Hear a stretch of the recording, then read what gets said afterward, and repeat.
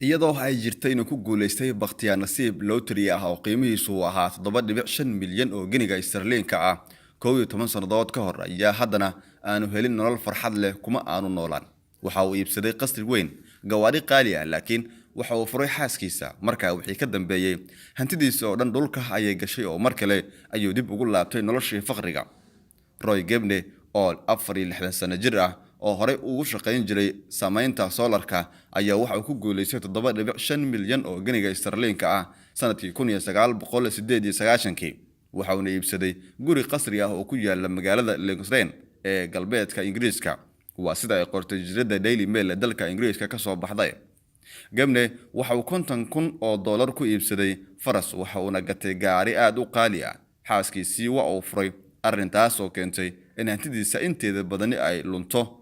kadibna waxa uu degay guri hal qol ka kooban oo horey uu hooyadii ugu iibiyay.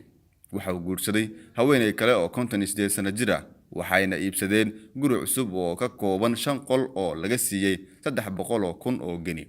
waxaana uu yiri, lacag fara badan ayaan lumiyay, hadda lacag yar ayaan bangiga ii taala.